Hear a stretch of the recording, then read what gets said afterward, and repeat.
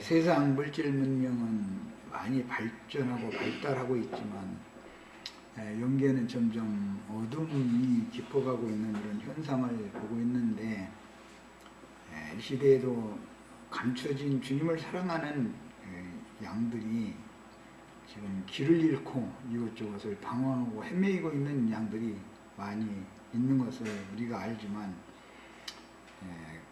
그들을 어떻게 주님 앞으로 중매를 하고 인도를 해야 될지에 대해서 주님이 친히 길잡이가 되시고 사람을 다 붙여주시고 만나게 해주셔서 많은 사람을 다 옳은 대로 돌아오게 하고 함께 연락하고 상합해서 주님의 거룩한 하늘의 신령한 집을 함께 건축하여 우리 영생을 저소로 삼을 수 있도록, 또 우리 영원한 기업을 삼을 수 있도록 이상과 계시를 같은 이상과 같은 계시를 따라서 신앙생활을 같이 할 수 있는 이루어진 양들을 많이 보내주시기를 주의 이름으로 기도합니다.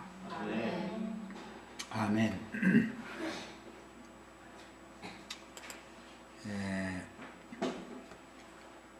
지금 신명기 2장 세 번째 시간까지였고, 오늘 신명기 2장 말씀 중에 네 번째 시간으로 들어가는데, 신명기 2장 16절부터 25절까지 같이 읽고 이 말씀을 우선 말씀을 나눕니다. 자, 2장 16절부터 읽습니다. 모든 군인이 사망하여 백성 중에서 멸망한 후에 여호와께서 내게 말씀하여 이르시되, 네가 오늘 모압 변경 아르를 지나리니 암몬 족속에게 가까이 이르거든 그들을 괴롭히지 말고 그들과 다투지도 말라. 암몬 족속의 땅은 내가 네게 기업으로 주지 아니하리니. 거기는 이렇게 줄을 쳐놓습니다. 암몬 족속의 땅은 지명이 어디에 있죠? 18절 보면 아르라고 되어 있었죠. 아르 지역은 롯 자손에게 기업으로 준 거니까 거기는 이스라엘 자손의 기업으로 주지 않는다 이렇게 되어 있습니다. 이는 내가 그것을 롯 자손에게 줬습니다. 아브라함 자손과 롯 자손을 지금 의도적으로 대조하고 있다는 걸 알 수 있죠. 아브라함 자손은 가나안 땅을 기업으로 주고자 하는 것이고, 롯 자손에게는 가나안 땅을 들어가는 입구에 있는 아르라고 하는 지역을 이미 하나님이 기업으로 주었다, 그 말이에요. 그러니까 이런 사람들이 기업을 미리 받았죠. 그러니까 이스라엘은 앞으로 기업을 받으러 들어갈 예정이니까 이런 것을 잘 염두에 두고 읽어나가는 거예요. 이곳도 르바임의 땅이라 하였나니 전에 르바임이 거기 거하였으며, 르바임이라는 것은 거인족이다, 이미 앞에 나왔었죠. 암몬 족속은 그들을 삼순림이라 일컬었으며 그 백성은 아낙 족속과 같이 강하고 많고 키가 컸으나 네피림 자손이 아낙 자손이죠. 여호와께서 암몬 족속 앞에서 그들을 멸하셨으므로 암몬 족속이 대신하여 그 땅에 거주하였으며, 거기 대신하여 동그라미 이렇게 쳐놓습니다. 어느 땅을 기업으로 먼저 차지하고 있던 자들을 어느 민족을 보내서 멸하게 하고 대신 그곳에 거하는 이것이 이제 지금부터 계속 우리가 나누고자 하는 말씀이에요. 기독교 계가 영의 세계를 지금 선점하고 있지만 어떤 자들을 보내서 그것을 무너뜨리고 그 자리를 기업으로 취하게 하는 얘기다. 그런 것에 대한 상징이다. 지금 그 말이에요. 마치 세일에 거주한 에서 자손 앞에 오리 사람을 멸하신 것과 같았으니. 그러니까 에서 자손, 에돔 족속들은 세일산 지역을 기업으로 받았는데 그 세일산 지역에는 원래 호리 사람들이 살고 있었죠. 그들을 다 멸해버리고 세일 사람들이 대신해서 그 자리를, 그 지역을 기업으로 취해서 살았다. 쫓아내고 대신하여 오늘까지 거기 거주하였으며, 거기도 대신하여 이렇게 돼 있어요. 또 갑돌에서 나온 갑돌이라는 것은 지중해에 있는 크레타 섬이라고 하는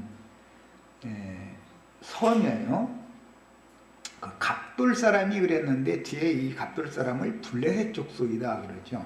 갑돌 사람이 가사까지 각촌에 거주하는 아윗 사람을 멸하고, 가사, 가드, 아스돗, 에스골론, 이 5대 성읍이 블레셋 족속들의 나라에 있었었죠.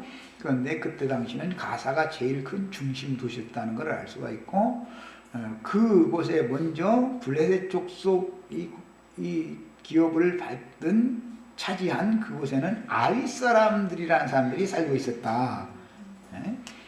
어떤 족속을 멸하고 어떤 족속을 대신하여 거기에 거하게 하는 것, 지금 이 얘기를 계속 하는 거예요. 거기 아윗 사람을 멸하고 그들을 대신하여, 거기도 대신하여가 있어요. 거기에 거주하였느니라. 거기에라는 것은 가사, 가사 지역에 거주하겠다. 너희는 일어나 이제 행진하여 아르논 골짜기를 건너라. 내가 헤스본 왕 아모리 사람 시온과 그의 땅을 네 손에 넘겼은즉 이제 더불어 싸워서 그 땅을 차지하라. 오늘부터 내가 천하 만민이 너를 무서워하며 너를 두려워하게 하리니 그들이 네 명성을 듣고 떨며 너로 말미암아 근심하리라 하셨느니라. 앞에서 에서 족속, 롯 족속, 그 다음에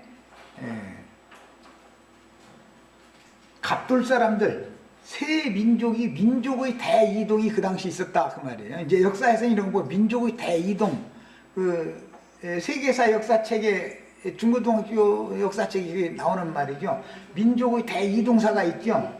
그것은 결국은 어떤 민족이 어느 지역으로 이동을 한다는 뜻은 그 지역에 미리 살고 있던 족속들을 다 멸해버리고 자기 기업을 삼아서 대신 살게 된다, 그런 것을 말하는 거예요 지금.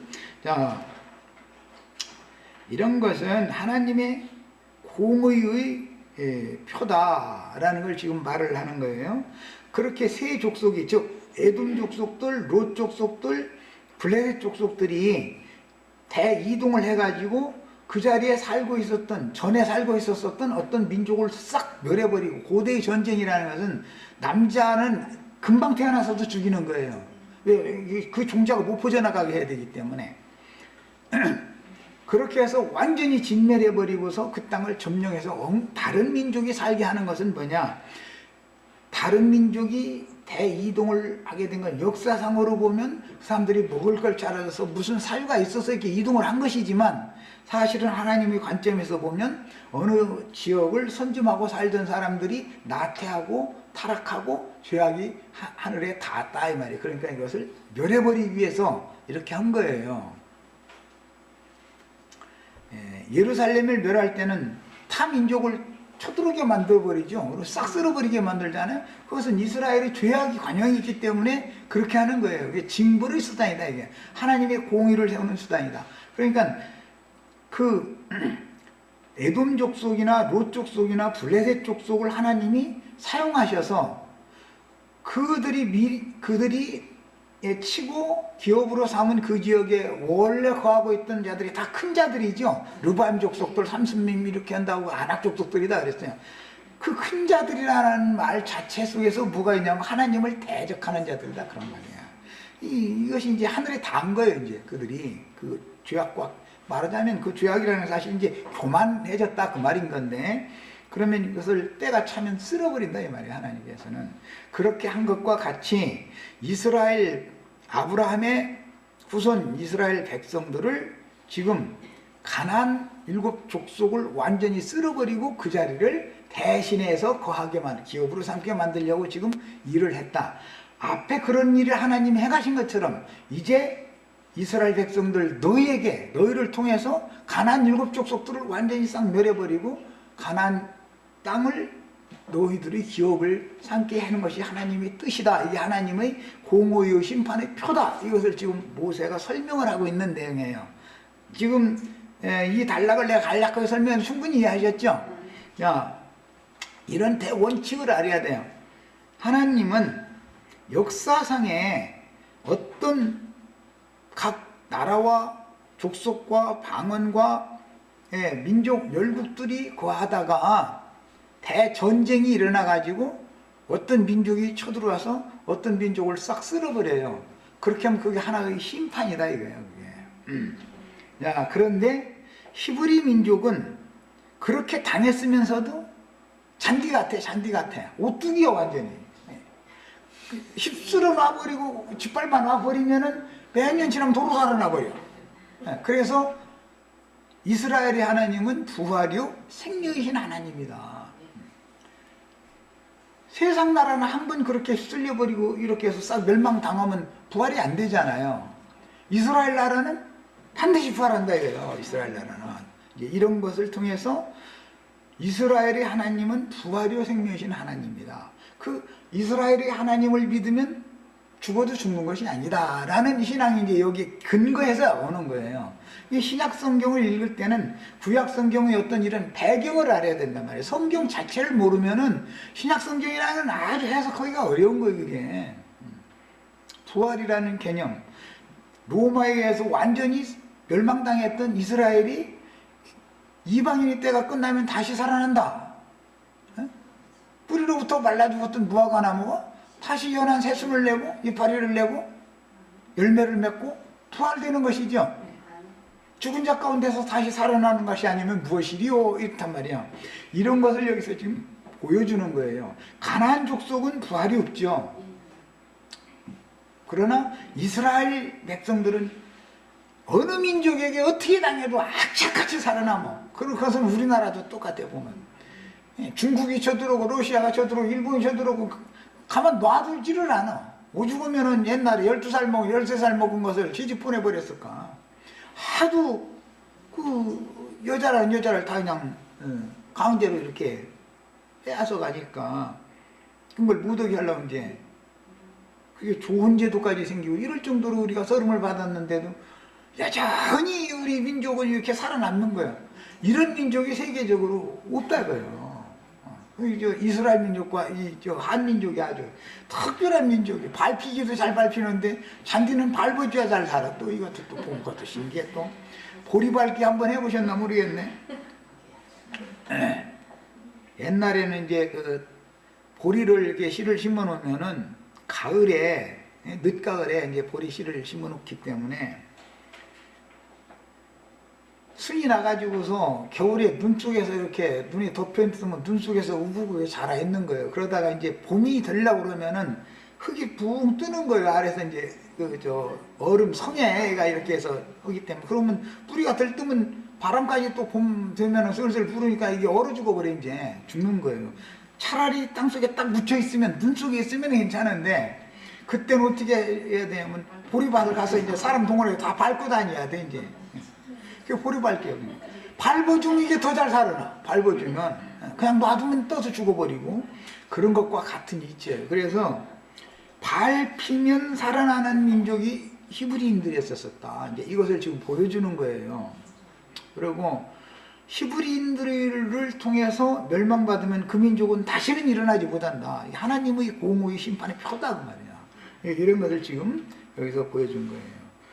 이 단락은 이렇게 간략하게 해서 넘어가고 26절부터 이제 더 읽어나가겠습니다. 내가 그대 못 광야에서 헤스본 왕 시온에게 사자를 보내어 평화의 말로 이르기를 나를 네 땅으로 통과하게 하라. 내가 큰 길로만 행하고 좌로나 우로나 치우치지 아니하리라. 너는 돈을 받고 양식을 팔아 내가 먹게 하고 돈을 받고 물을 주어 내가 마시게 하라. 나는 걸어서 지날 뿐인즉 세일에 거주하는 에서 자손과 아루에 거주하는 모압 사람이 내게 행한 것 같이 하라. 그리하면 내가 요단을 건너서 우리 하나님 여호와께서 우리에게 주시는 땅에 이르리라 했으나 헤스본 왕 시온이 우리가 통과하기를 허락지 아니하였으니 이는 네 하나님 여호와께서 그를 네 손에 넘기시려고 그의 성품을 완악하게 하셨고 그 마음을 완고하게 하셨음이 오늘날과 같으리라 그랬어요. 지금부터는 2달락은 매우 이제 어려운 부분이 왔는데, 이제는 이스라엘 자손들이 앞에 그 세 민족이 원래 거하고 있던 민족을 쓸어버리고 자기의 기업을 삼고서 토를 삼아서 생육 번성해서 자리를 잡은 것처럼, 이제는 이스라엘이 아모리 족속을 쓸어버리고 그 다음에는 이제 가나안 서안으로 들어가서 7 족속을 또 쓸어버리러 이제 갈 거예요. 그런데 그냥 지나가기만 하겠다라고 사신을 보내서 얘기를 했죠. 여기다 그냥 통과만 할 거니까, 피 안 주고 갈 거니까, 우리를 길을 좀 내다고 이제 이렇게 사신을 보낸 얘기가 오늘 우리가 지금 읽은 말씀이에요. 이해를 돕기 위해서 저 앞으로 가서 20장을 읽겠습니다. 신명기 20장, 이제 전쟁 수칙이다 해가지고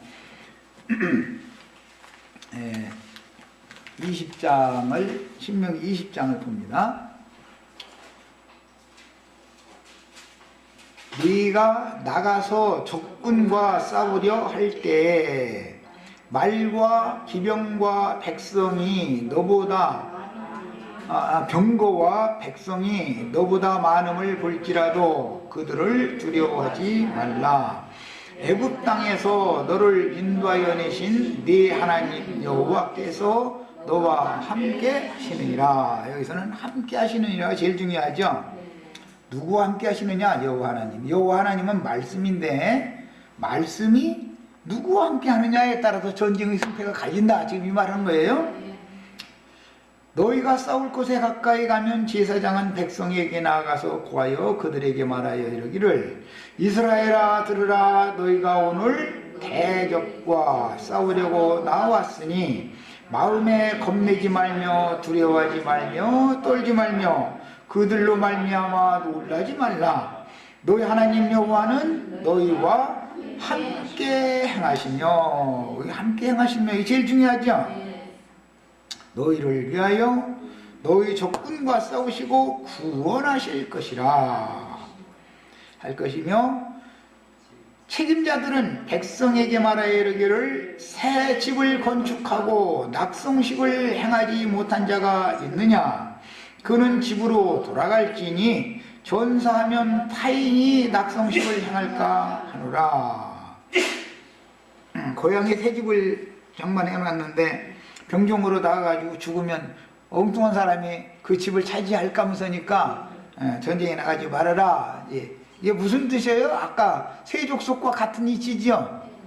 내가 애써서 뭔가 기업을 해놨는데 엉뚱한 사람이 내가 애써서 세우는 기업을 차지해버리면 다 무용지물 아니냐 그 말이잖아요.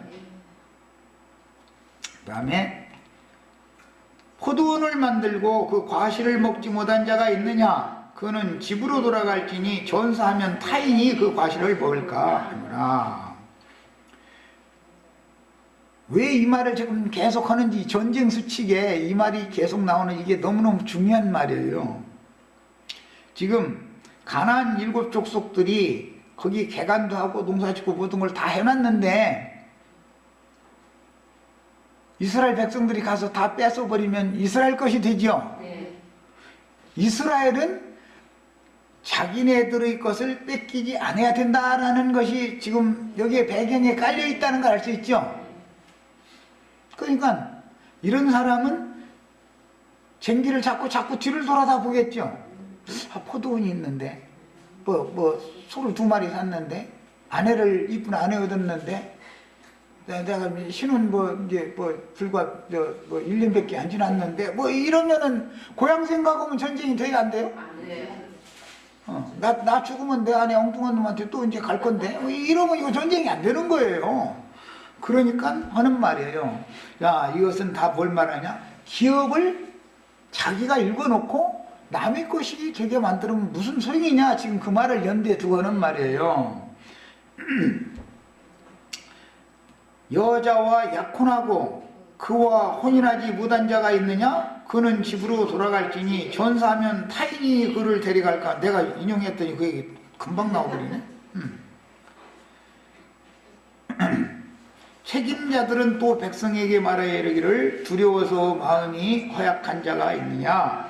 그는 집으로 돌아갈지니. 적을 접전을 하려면 두려움이 없이 쳐들어가야 되는데 전장터에선 병사들이 덜덜 떨고 앉았으면 전쟁 하나만 하지요.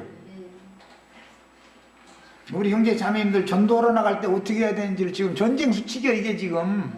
예. 그의 형제들의 마음도 그의 마음과 같이 낙심될까. 내가 떨면 내 옆에 있는 사람들도 같이 떤다는 거예요 이게. 하고 백성에게 이르기를 마친 후에 군대의 지휘관들을 세워 무리를 거느리게 할지니라. 더 이어나갑니다. 네가 어떤 성읍으로 나가서 치료할 때에는 그 성읍에 먼저 화평을 선언하라. 이거 예수님이 사도들 파송할 때 그랬죠. 어느 고을에 들어가면은 먼저 평화를 공포하라고 그러죠. 무조건 오고 전도를 하라는 게 아니에요. 우선은 평화를 공포하는 거예요. 그 항복하면은 사는 거예요. 대적하면은 죽는 거예요. 이제 이게 전쟁 수칙이에요.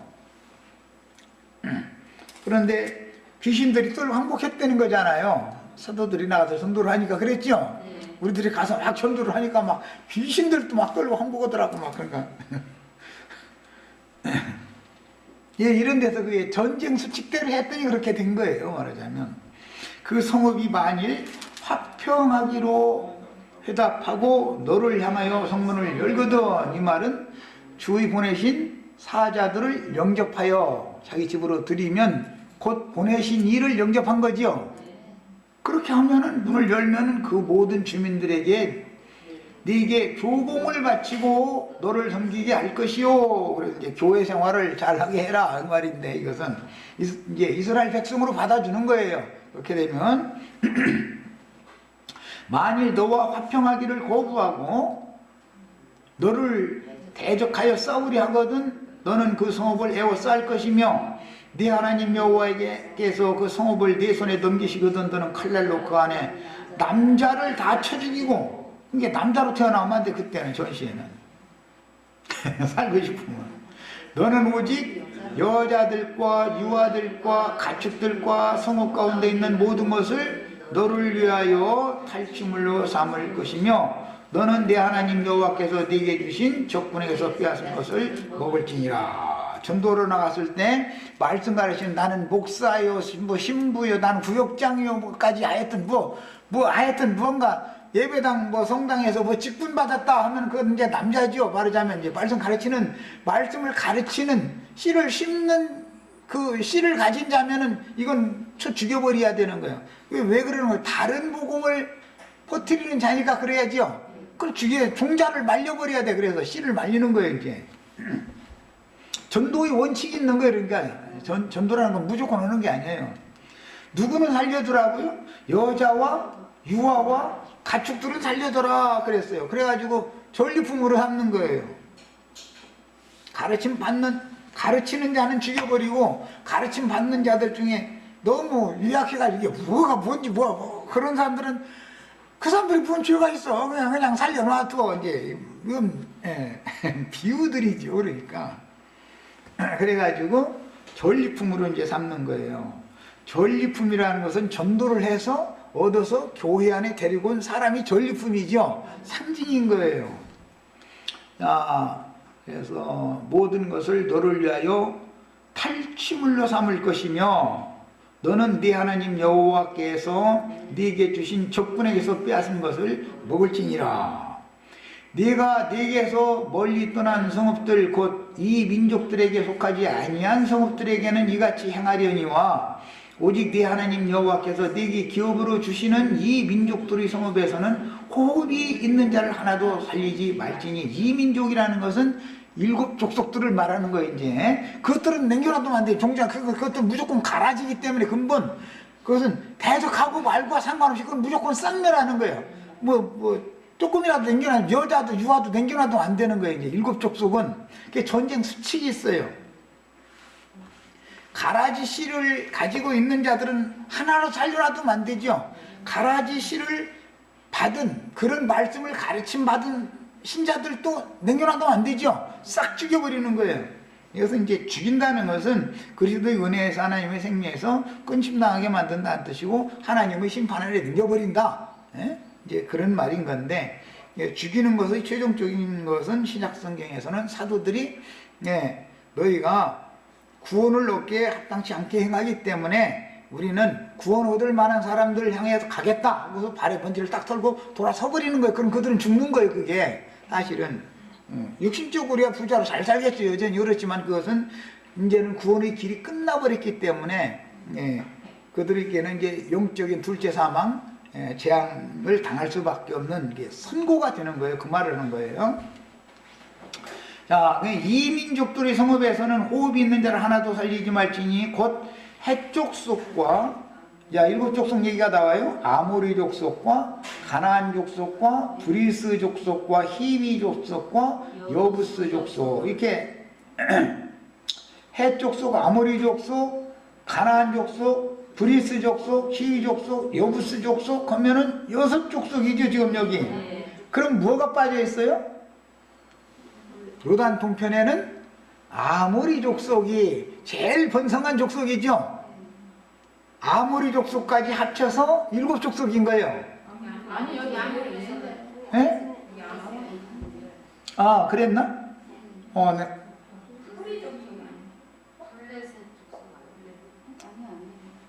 블레셋은 원래 가난한 족속이 아니고 이주한 족속이에요.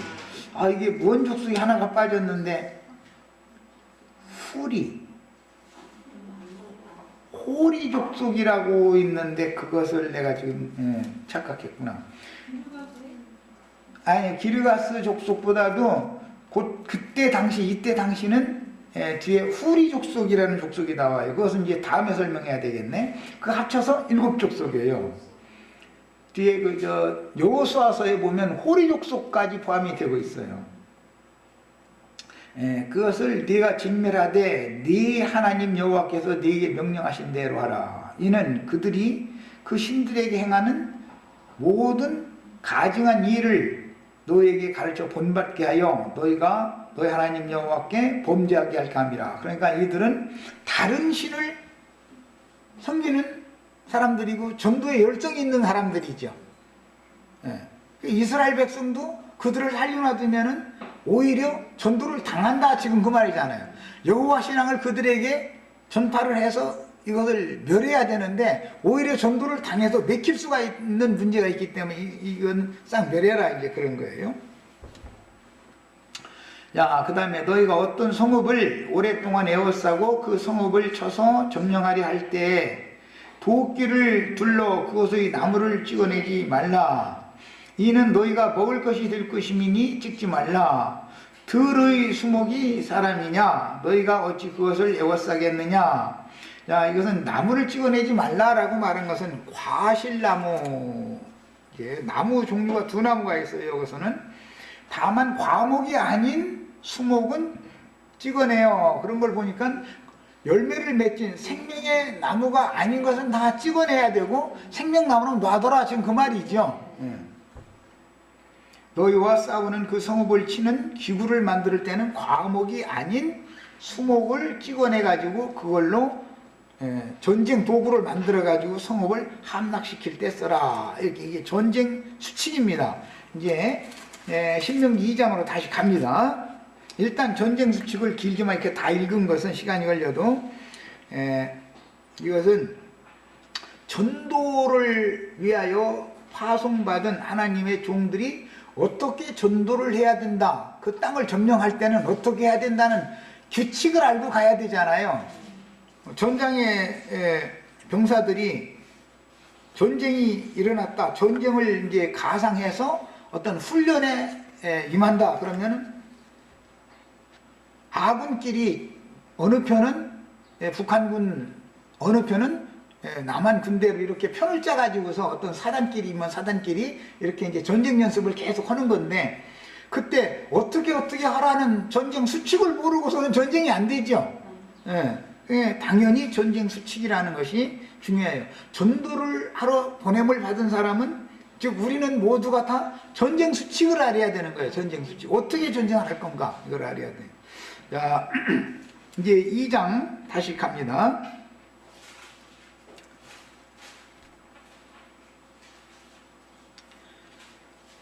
세일에 거주하는 에서 자손과 아루에 거주하는 모압 사람이 내게 행한 것 같이 이렇게 해서 길을 좀 비켜라. 그러니까 헤스본 왕 시혼이 길을 비켜주지 않고 오히려 대적을 하고 나왔다는 거잖아요. 그런 경우에는 어떻게 해라겠어요? 다 멸해버려라. 다 멸해버려라. 그런 경우에는 만약에 화친을 청하면 살려주는 거예요. 자, 이제 가서 전도자가 나가서 천국이 가까이 왔다라고 선포하고 예수 그리스도와 화목해 되어져야 된다라는 것을 화평을 전했는데 예수가 밥 먹여? 이제 가령 이렇게 해서 그러면 그건 죽여버리는 거예요. 예수가 정말로 우리의 구원자 바라던 메시아냐, 그분을 나의 주와 그리스도로 영접하노라 하면 살아남는 거예요. 이것이 이제 전쟁 수칙의 제일 기본 원칙인 거예요. 자, 주님은 제자들을 파송하실 때 주님이 가고자 하시는 각동 각처에 70제자를 보냈고 12제자를 보냈고 2번 앞서서 보내셨죠. 지금 모세가 가나안 족속들을 멸하고 그 땅을 기업으로 차지하게 하기 위해서 지금 전쟁 수칙을 지금 가르치는 말과 같은 말씀을 예수님이 제자들에게 먼저 한다 이거예요. 너희는 가면서 어떻게 해라. 뭐 갈 때는 또 이스라엘 땅에 갈 때는 두보로또 갖지 말고 뭐 전대도 차지 말고 이래 가면서 가라. 또 이방 땅에 보낼 때는 모든 것을 다 이제 준비해가지고 가라 그러고 전쟁 수칙이 있다 이거예요. 하라는 대로 해야 되는 것이죠. 자, 그래서 주님은 제자들을 파송하실 때 주님이 가시고자 하시는 각동 각처에 제자들을 파송을 하실 때 반드시 천국이 가까이 왔음을 선포하고 회개를 촉구하며 천국이 가까이 왔으니까 천국 백성들이 되기 위해서는 예수 그리스도를 주와 그리스도로 영접해야 된다라고 선전포고를 하는 거예요. 그렇게 했을 때 주의 사자들을 영접하여 받아들이면 선지자로 받아들이면 선지자의 상을 받는 것이고 제자로 받아들이면 제자의 상을 받는 거예요. 그 주님이 파송하신 사자들을 영접하는 것은 곧 보내신 예수님을 영접하는 거예요. 그게 우리 이제 세상에서도 대사가 어느 나라를 대표해서 어느 나라에 가면은 그 대사관이라는 것이 대한민국과 똑같은 역할을 하는 것이잖아요. 그런 것과 같은 거예요. 자, 그 대신 회개하고 복음을 믿으면 누구든지 하나님의 자녀, 천국 백성들이 되는 권세를 부여준다 이거예요. 그렇지 않고 대적하는 경우에는 마귀의 자식이기 때문에 마귀 나라로 너는 갈 수밖에 없다라는 것을 선고를 당연히 해야 된다 이거예요. 복음이라는 건 양면이 있어요. 한 면에서는 구원의 말씀도 되지만 한 면에서는 심판의 말씀도 있어야 되는 거다. 많은 사람들은 은혜를 자꾸 강조해 가면서 뭐 좋은 얘기만 해주는 것을 복음 좀 바로 생각해서 절대 그렇지가 않은 거예요. 복음은 양면성이 있어서 한 면에서는 구원을 선포하지만 한 면에서는 심판을 선포해야 된다. 양면을 다 해야 된다 하는 걸 아셔야 되겠어요.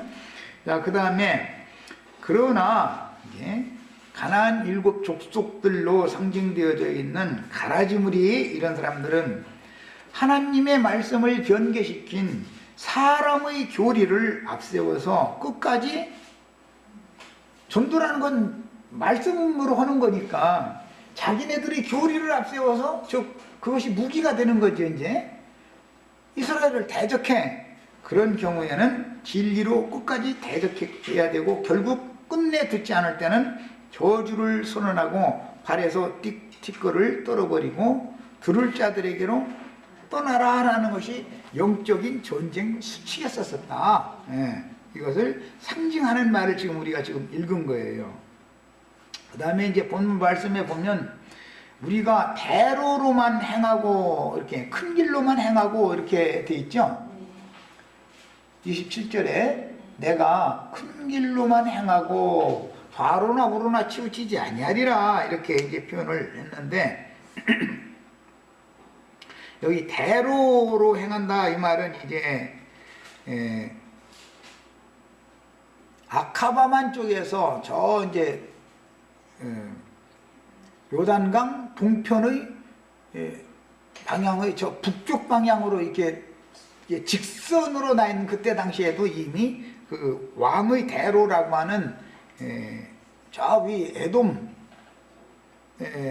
족속의 거처에서부터 시작해서 저의 모압 족속의 거처까지 큰 길이 이렇게 나 있었고 이제 대상들이 그 길을 이렇게 통과하고 다니고 이제 그랬던 대로가 있었기 때문에 하는 말인데 그것은 공용도로기 때문에 아무나 그냥 지나갈 수 있는 도로였었다. 그러니까 우리는 그 도로를 그냥 지나가지 너희 땅에 내려가서 뭘 이렇게 강탈한다든지 뺏는다든지 그런 일을 하지 않겠다 이렇게 평화를 선언을 했는데 덤비더라는 거예요. 이제 대적을 하더라는 길을 열어주지를 않고 자, 본문에서 대로로만 행하겠다라는 말은 예수님이 말씀을 하실 때는 좁고 협착한 길 얘기도 나오고 넓고 멸망의 길은 넓은 길이죠. 구원의 길은 좁은 길이잖아요. 이제 대로라고 했으니까 그것은 멸망길이겠어요? 구원의 길이겠어요? 당연히 멸망길을 지금 상징한 말이죠. 그런데 그것을 가지 못하게 했다 이거예요. 그 길을 가지 못하게 지금 막은 거예요. 시온 헤스본 왕 시온이 그걸 막은 거예요. 길을. 그래서 이것은 영적으로 그들이 하나님 앞에 버림받은 족속이라는 증표가 된 것이다. 그냥 길을 비켜주고 항복을 했으면은 그들을 멸할 필요가 없었었죠. 그런데 다른 사람들은 다 지나가는 공용 도로였는데 이스라엘은 못 지나가게 만드는 거잖아요, 지금. 자, 그 다음에 이제 28절에서 30절을 더 봅니다. 너는 돈을 받고 양식을 팔아. 이 말은 시온 왕, 헤스본 왕 시온 보고 우리가 지나가면서 너희 지역을 지나갈 때는 돈 주고 양식을 사 먹겠다. 물 마시는 것도 물도 돈 주고 사 먹겠다. 그렇게 하면 자기네는 손해낼 게 사실 없게 만들어 주는 거잖아요. 그런데도 막는 거예요. 그 길을 비켜주지 않는 거예요, 말하자면. 이것은 이제 지난 시간에 잠깐 말씀드린 것처럼 예수님은 제자들에게 값없이 먹을 양식과 마실 물을 값없이 주셨죠. 그리고 내가 너희에게 거저 주었으니 너희도 나가서 거저 주라 이렇게 해서 파송을 하셨었죠. 그런데 이 사람들은 다 돈을 받고 파는 것이 특징이야. 뭐 이것은 뭐 설명을 필요도 없이 예배당에 가서 5분만 설교해도 그 잠자리채 돌리죠. 그건 당연히 이 사람들이 그 가나안 족속은 이게 습관이요. 하여튼 하게 돼 있어요. 그래서 이것을 멸하라는 거예요. 그래서 그 사람들은 하나님의 말씀을 도둑질해가지고 저희 장사해 먹는데 이용하기 때문에 그게 다 도둑놈들이거든. 그게 장사꾼들이에요. 그게 전부. 그러니까 주님은 늘 값없이 와서 포도주와 젖을 사라. 다 그렇게 계속 말씀하시는 거예요.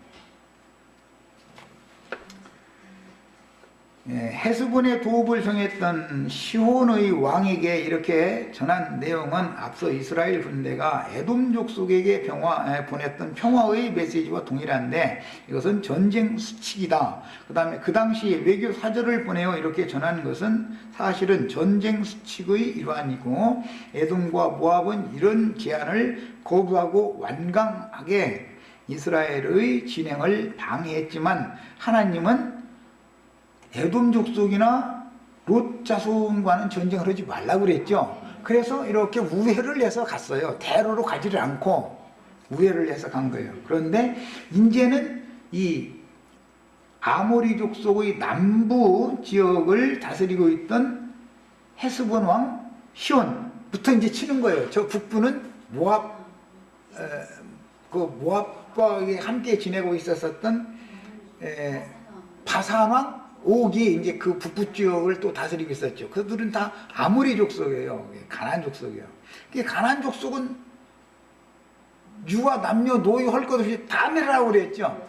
이제 아까는 전쟁 수칙을 신명기 20장만 읽었지만 레위기 24장 그 마지막 장에 27장 마지막 장의 몇 절만 읽어보겠습니다.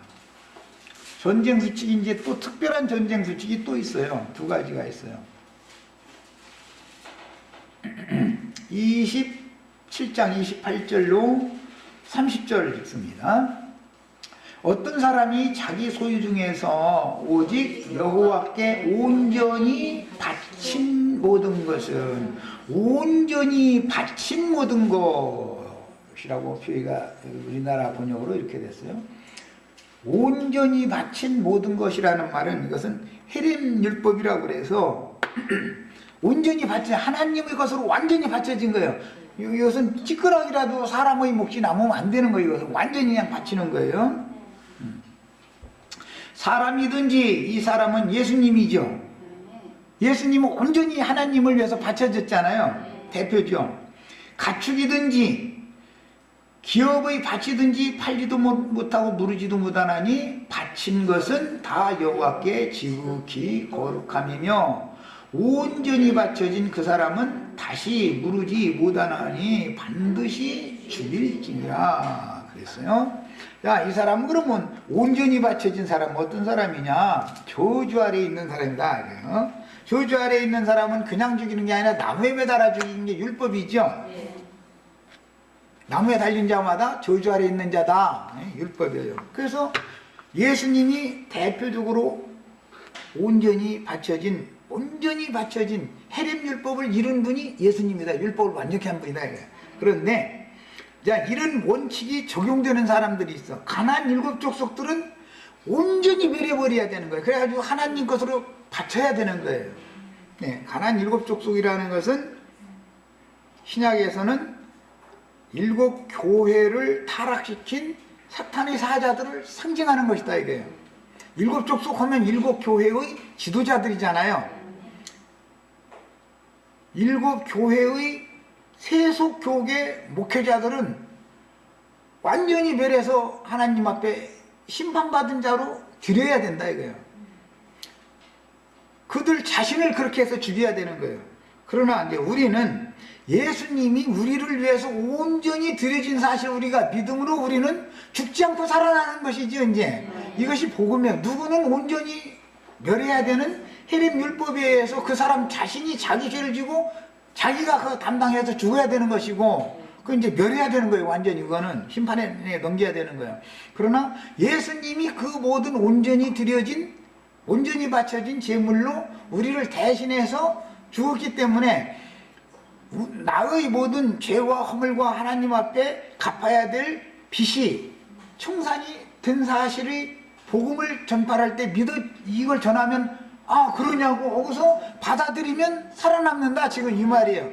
전쟁 수칙이라는 건 양면이 있어요. 받아들이지 않으면 온전히 멸하는 것이고 받아들이면은 살아남는 거예요. 이것이 구약 성경의 가나안 땅 정복을 하는 전쟁 수칙이에요. 네, 이런 이제 기본 율법의 기본 개념을 알고 말씀이 이제 더 나갑니다. 헤스본의 도읍을 정했던 시온 왕에게 이렇게 전한 내용은 앞서서 에돔이나 또는 시간이 됐어요. 에돔이나 롯 족속에게 사신을 보내가지고 평화를 선포했었던 것 같은 방식인데 똑같이 대적을 했지만 에돔 족속과 롯 족속은 전쟁을 않고 우회를 해서 지나갔고 이 아모리 족속은 살려놔두면 안 된다 이거 이제. 그래서 지금 전쟁 수칙이라는 것은 누구는 살려두고 누구는 죽여야 되는가 이것은 다른 교훈, 다른 영, 다른 예수 성경의 의도가 아닌 사람이 하나님의 말씀을 사람의 교훈으로 가르쳐서 불쌍한 양무리를 배나서 지옥 자식 되게 만드는 그런 작자들은 만나면 싹 심판에 버려야 된다 그 말이에요. 일단은 저 시간 여기까지 해서 마칩니다. 항복하면 살려주는 거예요 그 대신. 예.